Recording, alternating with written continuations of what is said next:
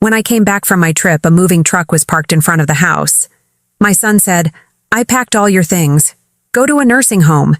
We need space for my dog." I made one phone call, and he was begging for forgiveness.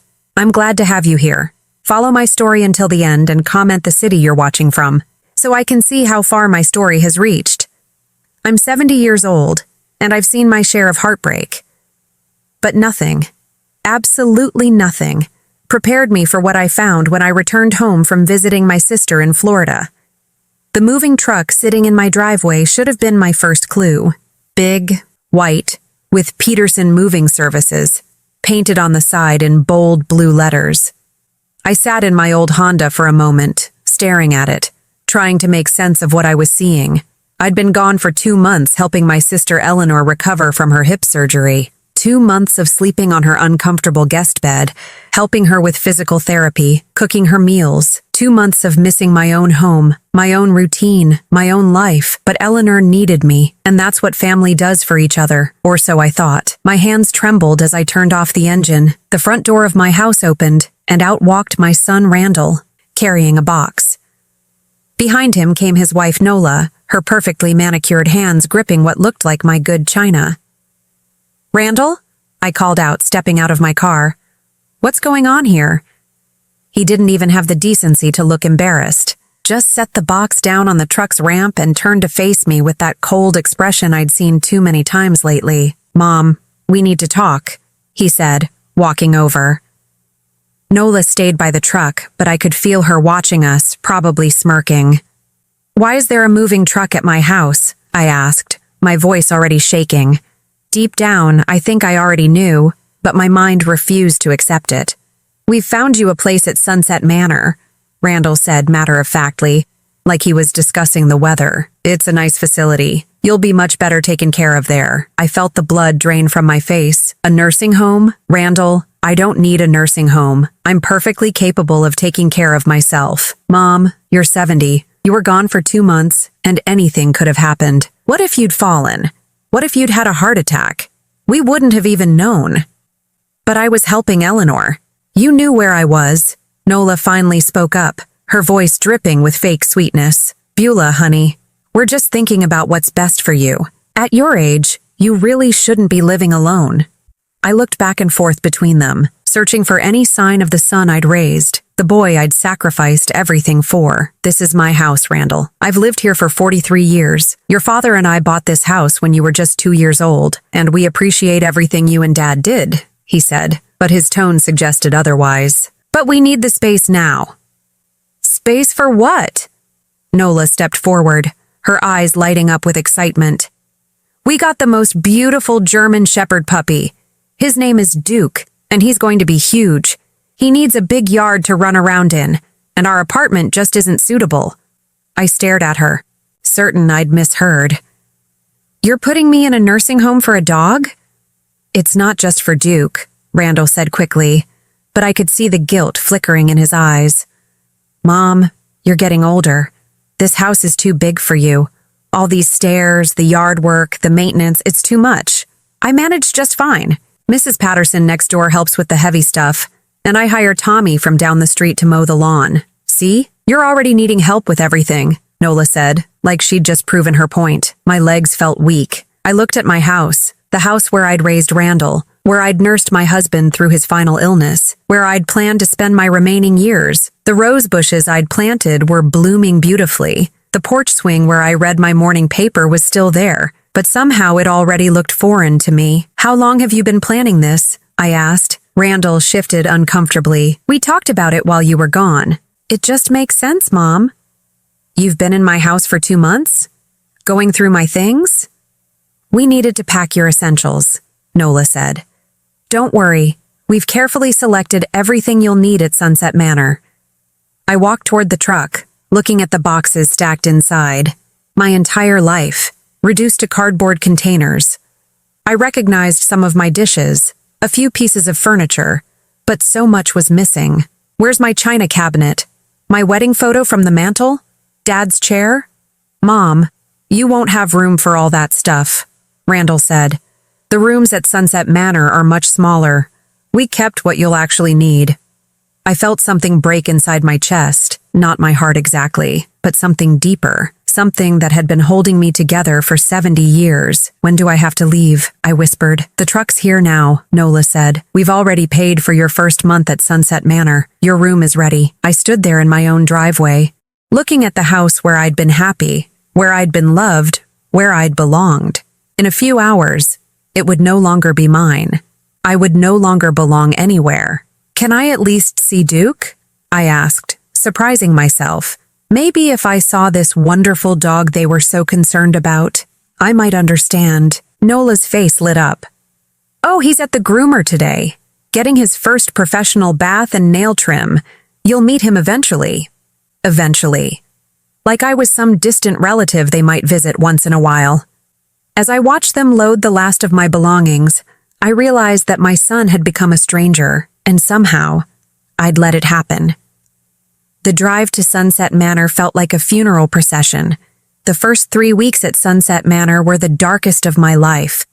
I barely left my room, existing on the bland meals they brought to my door and staring out the window at the parking lot below. Everything hurt. My back from the narrow bed, my heart from the betrayal, my soul from the complete loss of everything I'd known. The other residents tried to include me in their activities, but I couldn't bring myself to care about bingo or craft time. What was the point? My own son had thrown me away like garbage. Nothing mattered anymore. Then Margaret arrived. I was lying in bed at 2 in the afternoon, still in my nightgown, when the door opened and a woman about my age walked in, dragging a large suitcase behind her. She had silver hair pulled back in a neat bun, and the most determined expression I'd ever seen. Well, she said, looking around the small room with its 2 single beds. I guess we're roommates. I'm Margaret Sullivan. I managed a weak smile. Beulah Henderson. Margaret set her suitcase on the empty bed and turned to really look at me. You've been crying, she said matter-of-factly. It wasn't a question, and I didn't deny it. My son put me here. Took my house for his dog. Ah, Margaret nodded knowingly. Family betrayal. I'm here because my daughter-in-law convinced my son that I was becoming difficult to manage. Apparently asking questions about where my late husband's life insurance money went makes me difficult. Despite everything, I found myself sitting up. What do you mean? Margaret began unpacking with efficient movements. I'm a retired lawyer, Beulah. 45 years of practice. When my husband died last year, there should have been a substantial life insurance payout. Instead, my son claimed there were complications, and only a small amount came through. When I asked to see the paperwork, suddenly I was suffering from dementia and needed supervised care. She pulled out a thick file folder and set it on her nightstand. The thing about being a lawyer is, you never really retire. You just get more selective about your cases. Are you investigating your own son? I'm protecting my own interests, Margaret corrected. Something you might want to consider doing. I shook my head. There's nothing to investigate. Randall was honest about what he wanted. My house for his dog. Margaret paused in her unpacking and fixed me with a sharp stare. Beulah, whose name is on the deed to your house? Mine, of course. It was mine and my husband's. And when Robert died, it became just mine. And your son just assumed he could move you out and move himself in? When she put it like that, it did sound rather presumptuous. He said I needed care. Do you need care? I thought about it honestly. I was managing fine. I mean, I'm not as spry as I used to be. But I was taking care of my sister in Florida for 2 months. If I can take care of someone else, I can certainly take care of myself. Margaret sat down on her bed, facing me. Beulah, in my experience, when family members rush elderly relatives into care facilities while taking control of their homes, there's usually more to the story. What do you mean? Has your son ever asked about your will, your finances, whether you've made any provisions for long-term care? I frowned, trying to remember. He asked a few months ago if I'd considered what would happen to the house when I die. Said he wanted to make sure everything was taken care of. And what did you tell him? That the house would go to him? Naturally. He's my only child. Margaret nodded slowly. So, he knows he'll inherit the house eventually. The question is, why couldn't he wait? That stung. Maybe he just wanted me to be safe. Maybe, Margaret agreed. Or maybe he wanted the house now, while he could enjoy it. How old is your son? Beulah? 48. Old enough to have his own life, his own home. Old enough to wait for his inheritance like the rest of us had to do. Margaret leaned forward. Tell me, did he ever offer to move in with you? Hire a home health aide? Install one of those medical alert systems?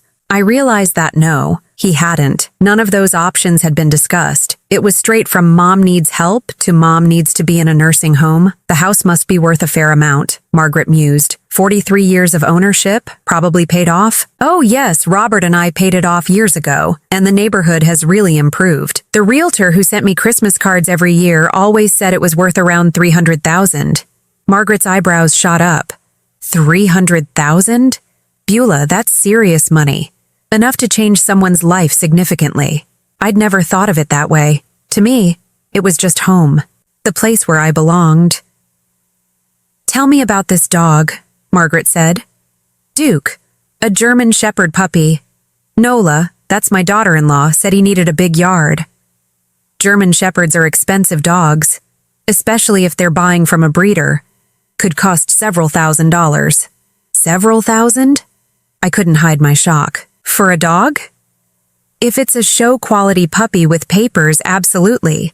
Plus training, veterinary care, premium food. We're talking about a serious financial commitment. I thought about Randall's job at the insurance company. He made decent money, but not enough for such extravagances. At least, not the Randall I thought I knew. Margaret, I said slowly. Do you think they planned this? While I was gone?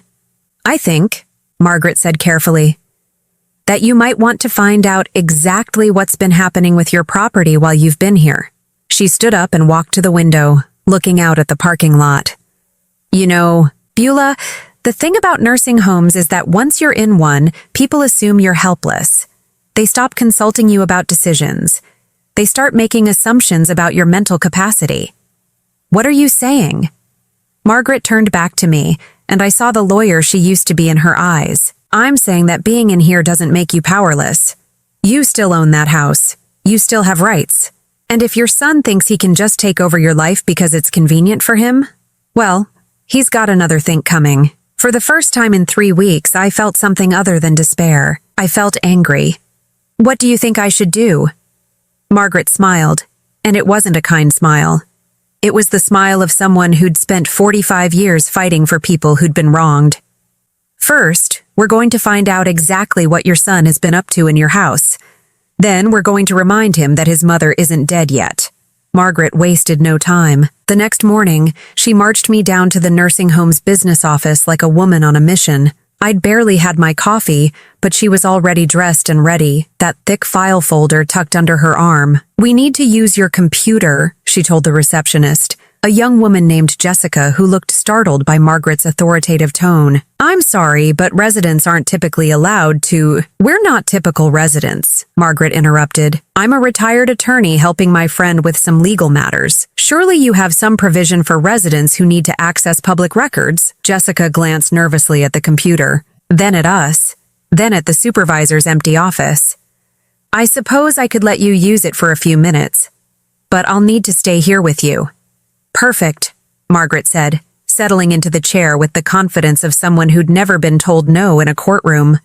I watched in amazement as Margaret's fingers flew across the keyboard. Within minutes, she'd pulled up the county assessor's website and typed in my address. Let's see what we're dealing with here, she muttered, scrolling through the information that appeared on the screen. My heart nearly stopped when I saw the numbers. My house, which I'd always thought was worth around $300,000, was now assessed at $450,000. $450,000? I whispered. How is that possible? Margaret was already clicking on another link. Property values have been rising steadily in your neighborhood, Beulah. Look at this. Houses on your street have been selling for even more than the assessed value. She pulled up recent sales records. The house 3 doors down from mine had sold 6 months ago for $500,000. Another house on my block had gone for $475,000 just last month. Your son stands to inherit a very valuable piece of property, Margaret said grimly. Much more valuable than you realized. Jessica, who'd been pretending not to listen, leaned forward slightly. Wow, that's a lot of money for a house. It certainly is, Margaret agreed. Jessica, would you mind printing this information for us? While Jessica printed the property records, Margaret continued typing. Now let's see what else we can find. Beulah, you said your son has been living in your house for 3 weeks now? That's right, since the day they moved me in here. Margaret pulled up the local newspaper's website and searched for something. After a few minutes, she found what she was looking for in the classified ads section. Room for rent, she read aloud. Beautiful 3-bedroom house, large yard, quiet neighborhood. $2,000 per month plus utilities. My blood ran cold. That's my address. Your son is renting out rooms in your house, Margaret said, her voice tight with controlled anger. While you're sitting in here eating cafeteria food and sleeping on a narrow bed, I felt dizzy. He can't do that. It's my house. Legally, you're absolutely right. But practically speaking, if you're not there to stop him, and if people assume you've moved permanently into care, he can get away with quite a lot. Jessica handed us the printed pages, and Margaret studied them carefully. Beulah, I need to ask you something important. Have you given your son power of attorney? No. Robert and I talked about it years ago, but we never got around to it. Good. That means he has no legal authority to make decisions about your property. Margaret looked at me seriously, but he's acting like he does. We spent the rest of the morning in the nursing home's small library, where Margaret explained things I'd never thought about. Property rights, tenant law, the difference between guardianship and power of attorney. The bottom line, she said, is that your house is still your house. Your son is essentially squatting in it and illegally subletting rooms. But what can I do? I'm stuck in here. Margaret's eyes gleamed. Oh, honey, you're not stuck anywhere. You chose to come here because your son told you to, but you can choose to leave anytime you want. Leave? The idea had never occurred to me, but Randall said a lot of things, none of them legally binding. Margaret leaned forward. Beulah, you're not here by court order. You're not here because a doctor declared you incompetent. You're here because your son convinced you it was necessary. Well, now you know it wasn't. That afternoon, Margaret helped me make a phone call to Mrs. Patterson, my neighbor. I hadn't spoken to her since I'd been moved to Sunset Manor, and I was nervous about what she might tell me. Beulah, Mrs. Patterson's voice was warm but concerned. I was wondering when I'd hear from you. How are you settling in at that place? I'm fine, Mrs. Patterson. But I wanted to ask you about something. Have you noticed anything unusual at my house? There was a pause. Well, there's been a lot of activity over there. Your son and his wife moved in, of course, but then there were other people too. Strangers coming and going. I wasn't sure if I should say anything. My hands were shaking as I held the phone. What kind of strangers? Young people, mostly. College age. They've been carrying boxes and furniture into the house, and that dog of theirs barks all night. I've had to close my bedroom windows because of the noise. Margaret was taking notes, her expression growing darker by the minute. Mrs. Patterson, I said carefully, did Randall ever mention that I might be coming back home? Coming back? Oh no, dear. He told me you'd decided to move permanently into assisted living. Said you were much happier there and didn't want to deal with the house anymore. After I hung up, I sat in stunned silence. Margaret reached over and squeezed my hand. I'm sorry, Beulah. I know this is hard to hear. He told her I was happy here, that I didn't want to deal with my own house anymore. He's been telling a lot of people a lot of things, apparently. Margaret showed me her notes. Based on what your neighbor said, it sounds like he's renting rooms to multiple tenants. At $2,000 each, if he's got 3 or 4 renters, he could be making $6,000 to $8,000 a month. The numbers made my head spin. From my house. From your house. While you're paying $3,000 a month to stay here, I felt something cold settle in my stomach. Margaret, I can't afford to stay here much longer. I've been using my savings. But at $3,000 a month, how much do you have left? Maybe enough for 2 more months. Margaret was quiet for a long moment. Then she asked, Beulah, what did you think would happen when your money ran out? I'd been trying not to think about that. I assumed Randall would help, or maybe I'd have to apply for Medicaid. And where did you think you'd live if you couldn't afford this place? the truth hit me like a physical blow. I'd never considered that Randall might not take me back. In my mind, the nursing home was temporary, just until I got used to the idea of needing help. But if he was making thousands of dollars renting out my house, why would he want his mother back? He never intended for me to come home, I whispered. Margaret nodded grimly. I don't think he did. That evening, as we sat in our room after dinner, Margaret pulled out a legal pad and began writing. "What are you doing?" I asked. "Making a plan," she said without looking up. "Your son thinks he's outsmarted you, Beulah. He thinks you're just a helpless old woman who'll do whatever he tells her to do." She looked up at me, and I saw steel in her eyes. Tomorrow we're going to prove him wrong. Margaret's plan was brilliant in its simplicity. The next morning, she called a real estate attorney she'd known for years, someone who specialized in property disputes. "David, it's Margaret Sullivan. I need a favor for a friend," she said into the phone, pacing around our small room like a caged tiger. "I have a 70-year-old woman whose son has essentially stolen her house while she's in temporary care." I listened as Margaret explained my situation with the precision of someone who'd spent decades building legal cases. When she hung up, she was smiling. "David's going to help us," she said. "He's preparing a cease and desist letter for your son, demanding that he stop renting out your property and return possession to you immediately. But where would I live if I left here?" The question had been keeping me awake at night. "In your own house, of course. But Randall said I couldn't manage on my own." Margaret sat down beside me on my narrow bed. "Beulah, honey, you've been managing your own life for 70 years. You spent 2 months taking care of your sister in Florida. You drove yourself there and back. Does that sound like someone who needs to be in a nursing home?" When she put it that way, it seemed obvious, but the fear was still there, planted by weeks of being told I was helpless. What if something happens to me? What if I fall or get sick? What if something happens to anyone? Margaret countered. Your son could get hit by a car tomorrow. That neighbor of yours, Mrs. Patterson, could have a heart attack next week. Living alone doesn't mean you're going to die alone, and living with people doesn't guarantee you'll be safe. That afternoon, Margaret and I took a field trip.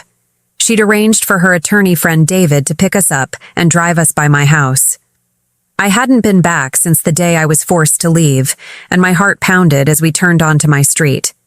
The first thing I noticed was the cars. 4 cars parked in my driveway, and 2 more on the street in front of my house. David pulled over across the street, and we sat there watching. "That's a lot of cars for a family of 2 and a dog," Margaret observed. As we watched, a young man came out of my front door carrying a laundry basket. He walked around to the back of the house, where I could see my old clothesline was now heavy with unfamiliar clothes. "He's using my clothesline," I said, feeling strangely violated. "That's the least of it," David said grimly. He'd been taking photos with his phone. Margaret told me what's been happening. But seeing it like this, "Mrs. Henderson, your son has turned your family home into a boarding house." Another young person emerged from the house, this one carrying a grocery bag, then another and another. "How many people are living in there?" I whispered. "At least 4 tenants plus your son and daughter-in-law," David said. "Maybe more." I thought about my house, trying to imagine how they'd arranged it.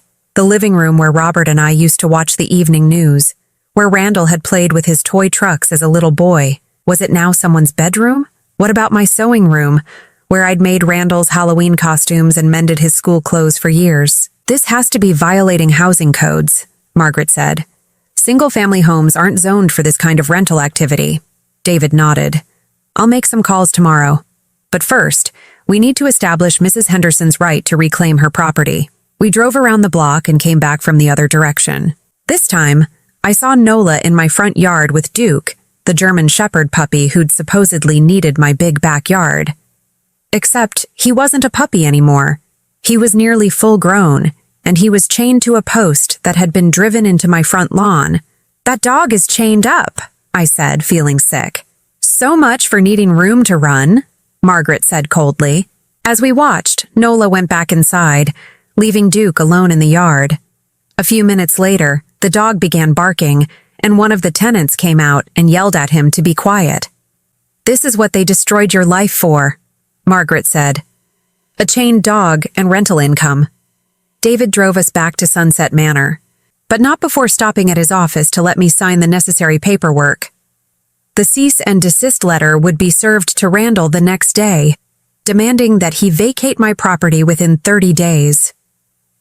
"What if he refuses?" I asked. "Then we'll file for an unlawful detainer action," David explained. "Essentially, we'll have him evicted from your house." "Can we do that, even though he's my son?" "Mrs. Henderson, the law doesn't care about family relationships when it comes to property rights. Your house is your house, period." That evening, Margaret helped me pack the few belongings I'd brought to Sunset Manor. It wasn't much, mostly clothes and a few personal items that Randall and Nola had deemed essential. "Where's your jewelry?"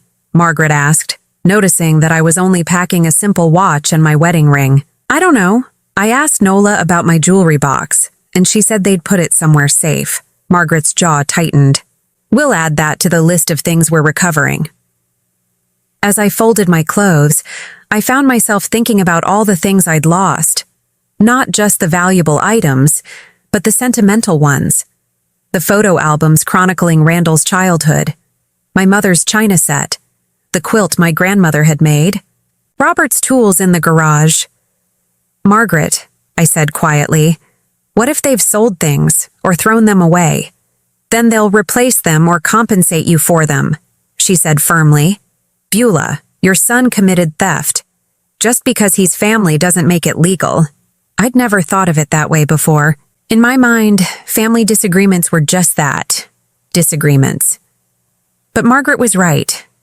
Randall had taken my house, my belongings, my life, without my permission. That wasn't a family dispute. That was theft. The next morning, I checked myself out of Sunset Manor. The staff seemed surprised but didn't try to stop me. After all, I wasn't there involuntarily. Margaret came with me, having decided that her own son's nursing home plans could wait while she helped me reclaim my life. "Where are we going?" I asked as we climbed into David's car with our suitcases. "To a hotel," Margaret said, "just for a few days, until we can get you back into your house." "A hotel? I can't afford that." "You can afford it better than you can afford to stay in that nursing home," Margaret pointed out.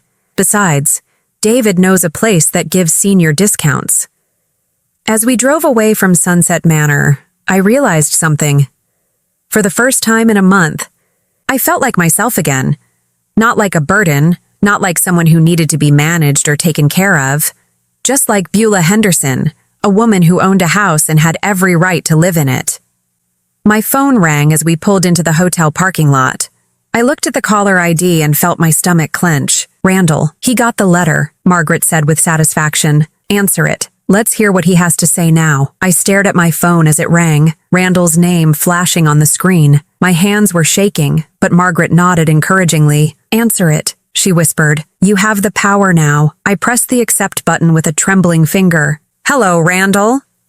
"Mom, what the hell is this?" His voice was furious. Nothing like the calm, reasonable tone he'd used when he'd put me in the nursing home. "Some lawyer just served me papers saying I have to get out of your house? This is insane." "It's my house, Randall. I never gave you permission to rent it out." "You're in a nursing home. You don't need the house anymore." "I'm not in a nursing home anymore. I checked myself out this morning." There was a long silence. When he spoke again, his voice was different, panicked. "Mom, you can't just leave like that. You need supervision. You could hurt yourself." "I've been taking care of myself for 70 years, Randall. I think I can manage." "Where are you staying? You can't go back to the house. There are people living there now. I know exactly who's living there. 4 renters paying you $2,000 each, plus you and Nola. That's $8,000 a month you've been making from my property." Another silence. "Mom, listen, we can work this out. You don't understand the situation." "Then explain it to me." I heard him take a deep breath. The house needed work. The roof was leaking. The furnace was making noises. We had to put money into it to keep it from falling apart. The renters are helping us cover those costs. Margaret was furiously scribbling notes and shaking her head. She wrote lies in big letters and showed it to me. "Randall, I had the roof repaired 2 years ago, and the furnace was serviced just before I left for Florida. Well, there were other issues. And anyway, the renters are students. They needed housing, and we were helping them out. While helping yourselves to $8,000 a month, It's not that simple. His voice was rising. Mom, you have no idea how expensive everything is now. Nola lost her job last month, and my hours got cut at the insurance company. We needed the income. For a moment, I felt a flicker of the old sympathy. My son was struggling financially. That was something I could understand. But then I remembered the nursing home bills, the way they dismissed my concerns, the complete lack of respect for my wishes. So, you decided to solve your financial problems by stealing my house? I didn't steal anything. You're my mother. When you die, the house comes to me anyway.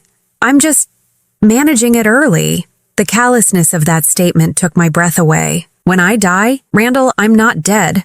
I'm not even sick. But you're old, Mom. You could die anytime. Car accident, heart attack, stroke. At least this way, I'm making sure the house is being taken care of. Margaret grabbed the phone from my hand. This is Margaret Sullivan, Mrs. Henderson's legal advisor. You have 30 days to vacate the property and return all of Mrs. Henderson's belongings, as specified in the cease and desist order. Who the hell are you? Randall's voice was loud enough that I could hear it clearly. I'm a retired attorney who's seen plenty of sons like you. You're not the first person to think they could manipulate an elderly parent out of their home. This is none of your business. It became my business when your mother asked for my help. Now, you can either comply with the legal notice, or we can proceed with formal eviction proceedings. Your choice. Margaret handed the phone back to me. Randall was sputtering with rage. Mom, you can't let some stranger turn you against your own family. My family turned me against my family, I said quietly. Margaret is just helping me stand up for myself. This is ridiculous. You can't throw us out on the street. You threw me out for a dog, I reminded him. A dog that's now chained in my front yard, by the way. Duke needs exercise. Duke needs a new home, along with your 4 renters. And you. I could hear Nola in the background, her voice shrill with panic. Then Randall came back on the line. Mom, let's meet somewhere and talk about this like adults.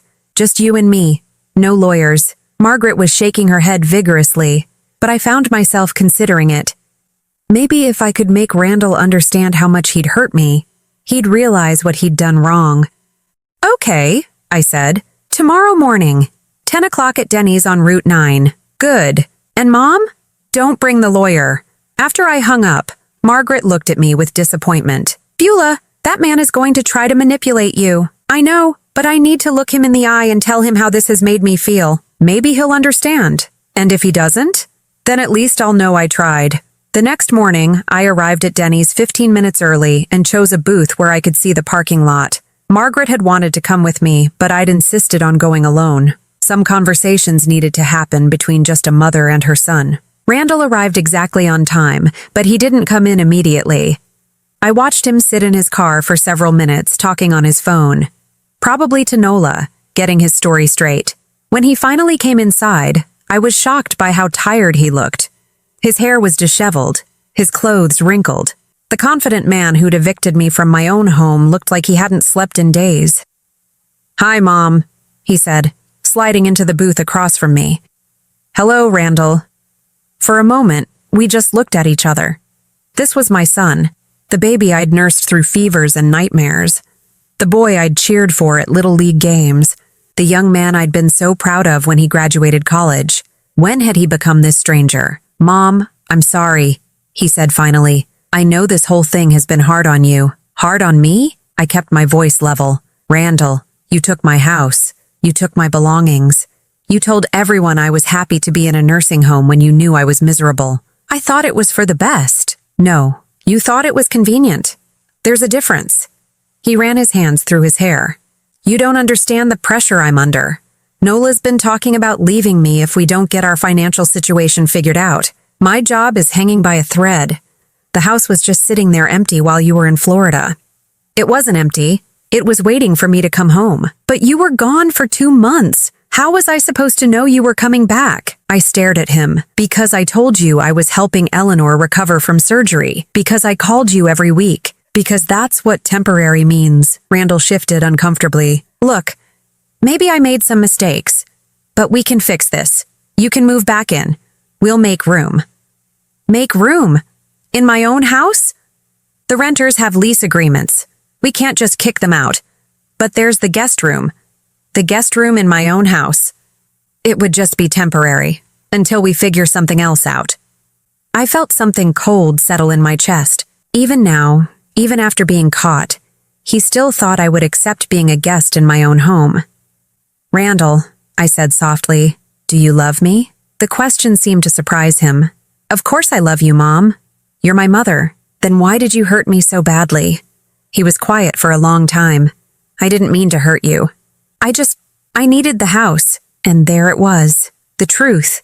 Simple and devastating. He needed the house more than he needed me to be happy. I stood up, leaving a $5 bill on the table for my coffee. 30 days, Randall. That's what the legal notice says. "Mom, wait!" But I was already walking away. Some bridges, once burned, can't be rebuilt.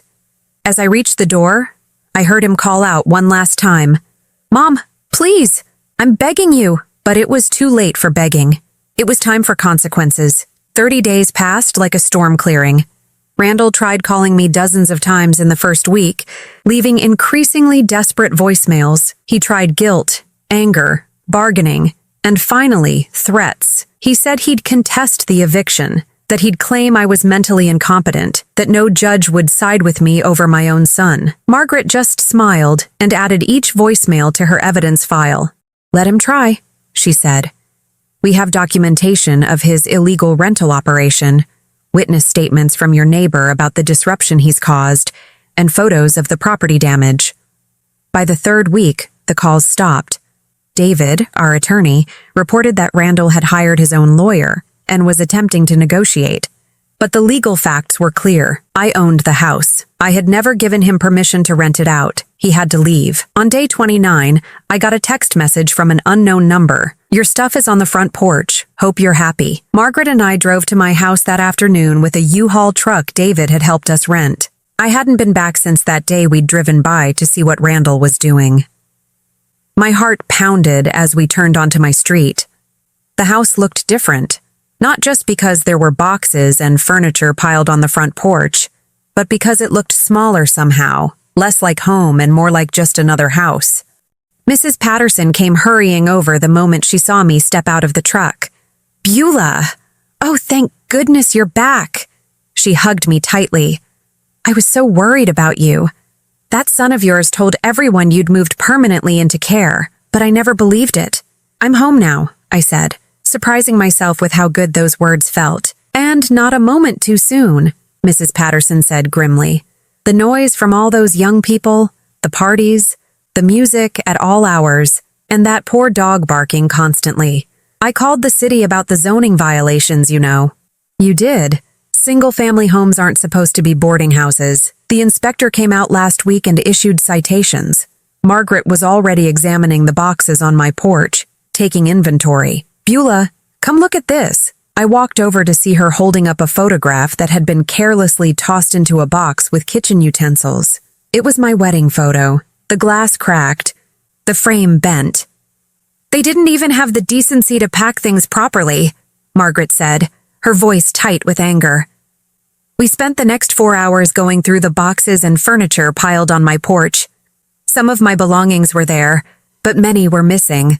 My grandmother's quilt was nowhere to be found. Neither was my jewelry box, my mother's china, or Robert's tools. "We'll send David a list of everything that's missing," Margaret said. "They'll have to account for every item or replace it." As we carried boxes into the house, I prepared myself for what I might find inside, but nothing could have prepared me for the reality. My beautiful home, the place I'd lovingly maintained for 43 years, looked like a college dormitory. The hardwood floors I'd polished every week were scuffed and stained. There were holes in the walls where posters had been hung and torn down. My kitchen counters were burned and scratched. In the living room, where Robert and I had shared quiet evenings reading and watching television, someone had built a makeshift bar area. Empty beer bottles were lined up on the windowsill. "Oh, honey," Margaret said softly, seeing my face. I walked through each room, cataloging the damage. My bedroom had been turned into a dormitory-style space with 3 single beds crammed in. The bathroom upstairs had a broken mirror and a sink that had been caulked so many times it looked like abstract art. But the worst was my sewing room. My beautiful, organized space where I'd created so many memories had been stripped bare. The built-in shelves Robert had installed for my fabric and supplies were empty. Even the sewing machine was gone. I sat down on one of the remaining chairs and cried. Not the desperate, hopeless tears I'd shed at Sunset Manor, but angry tears. Tears for what had been lost, what had been destroyed, what could never be restored. Margaret sat beside me and took my hand. "We'll fix it," she said firmly. "All of it.